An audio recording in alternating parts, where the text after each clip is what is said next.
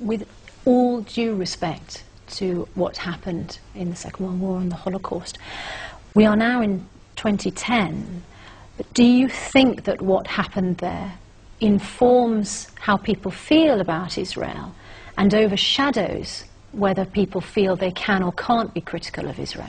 No, let's be clear. People can be critical of Israel as they can be of any other state. But what is happening against Israel at the moment is more than criticism. David Cameron went to Turkey and attacked Israel, very knowingly used the term camp, prison camp. Well, he was talking about the situation in Gaza. Which is a lie and a very ill-informed comment by him. If Gaza is a prison camp, it's the only one in the world with luxury shopping malls, Olympic-sized swimming pools, with a better standard of living than parts of Turkey. And what's more, may I say, well, the point about this is the following, that he goes to Turkey and says this, and doesn't even mention that Turkey has been illegally occupying part of Cyprus for decades. Now, I just say, if we're going to talk about Israel being treated by different standards, yes, it is treated by different standards. It is attacked by entirely original standards of people who want it destroyed. Just on the points about Gaza, of course, Mr. Cameron said the situation in Gaza has to change. Humanitarian goods and people must flow in both directions. There is an economic blockade. No, there's not an economic blockade. This is absolutely ill-informed. There is no economic blockade. The goods flow all the time through the border crossings. And may I say one other thing, which is this. The goods, they are. No, you're not allowed to take guns and you're not allowed to take rockets into Gaza because they fire them because they fire them into Israel. Now, one other thing, Egypt has a border with Gaza. Mr. Cameron didn't go to Turkey and say that Egypt should open up its border with Gaza. Why doesn't he talk about Egypt? Because Israel is held by a different standard. Are the UN and Amnesty International then, are they as misinformed as David Cameron? Because well, Amnesty International certainly is, yes. Well, Douglas, hang on, let Deborah make a point. 8 out of 10 Gazans rely on UN handouts for food and the most basic of living standards to be able to actually exist. You made Gaza sound like a paradise on earth, and I'm not sure that many of the people in there would regard it quite in that way.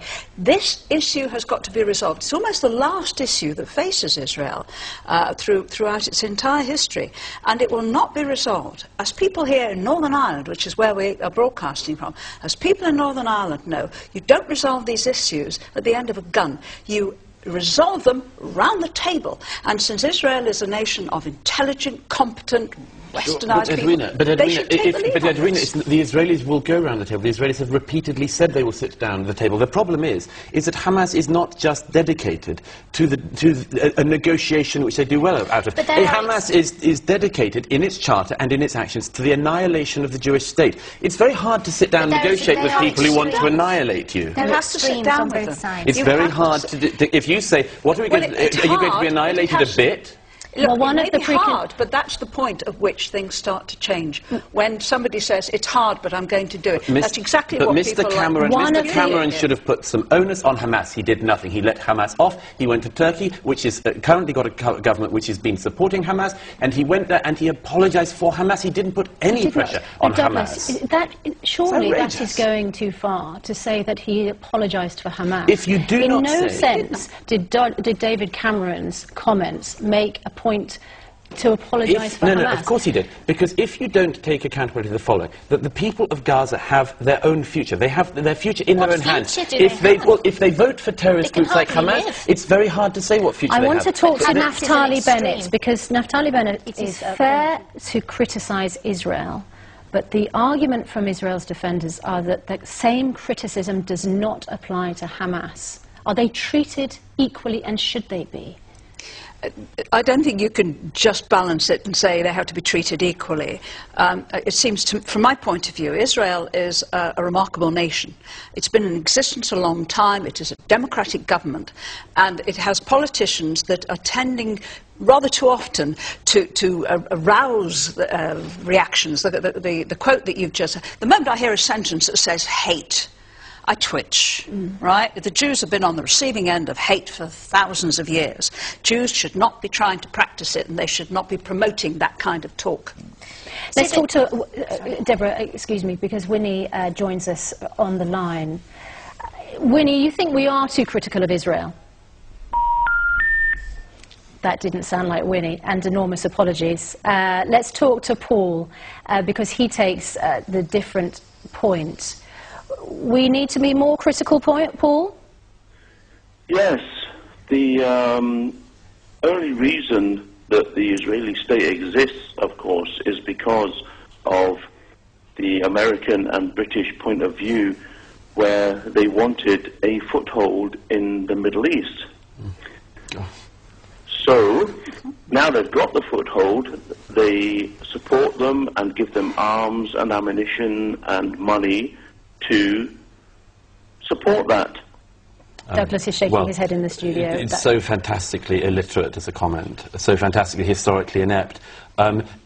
Britain was certainly not a country which was desperately trying to create a Jewish state in the region, nor was America. America happens today to dispense all sorts of aid all around the world. The largest recipient of that aid is Pakistan. You do not hear people talking about the Pakistani government saying, on the one hand, should we criticize them, and on the other hand, maybe the Pakistani state has no right to exist. Maybe because it has American aid, it has no right to exist. So maybe the Pakistani people should all just leave the area.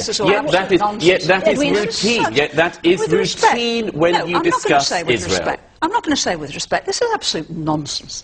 This is complete rubbish, and it doesn't help the cause of the State of Israel. The cause of the State of Israel is promoted, in my view, by decent people trying to do their best, not only for themselves, but for their neighbours. If Israel tried to turn itself into a modern Singapore, another Singapore, a wealthy country that was able to spread its wealth and its benefits around, that absorbed people and made them... Which it has tried to do. It not tried to do. Which it has tried to do. Which every territorial concession, every single territorial concession that Israel has it's not to do with territory. Nothing. It should not be so tied to territory. Again, that's an issue that found its resolution through the Good Friday Agreement here in Ireland. It's not to do with territory, it's to do with people. And it is to do with whether or not people want to kill you. I want to bring in some emails here. Simon from Switzerland says, Israel must be held accountable under international law like any other state.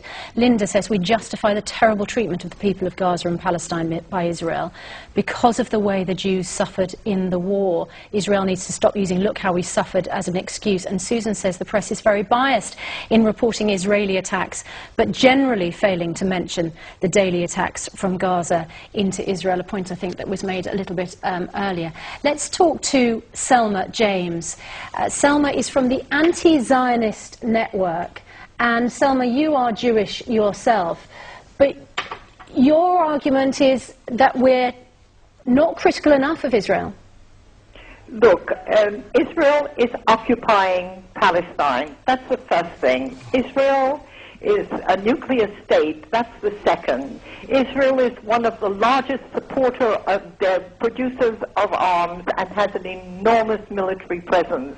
Israel broke the boycott of South Africa. Israel has been the friend of every dictator. Israel does not allow families that are mixed Arab and Jewish Israeli to live within Israel. Israel has the laws of apartheid that dominate the whole of the Middle East. Israel is an extension of the U.S. military. It tests weapons. It tested weapons in Gaza on behalf of itself and the U.S. military. Selma. If they had 100,000 of those missiles going, it would be nothing as one plane from Israel, and the havoc and the murder, the slaughter. Selma, I must interrupt there. Selma, a Jewish member of the Anti-Zionist network. Sure, I mean, it just goes to show this is a sickness. This obsession with Israel is a sickness. Well, to be fair, we're obsessed with Israel because that is the subject of the discussion. But because this discussion comes again, programs like this, the BBC and other organisations do not routinely talk about Turkish human rights abuses. You do not talk about Iranian human rights abuses. You do not talk about the human rights abuses in every single Muslim country in the world. Two wrongs don't make a right. And I know what she's getting at. My children could settle in Israel as full citizens. My brothers can't. So there are issues like that. But I accept that because that's the tradition. That's the way traditional communities have operated for many centuries. And that is one of the debates that you can continue.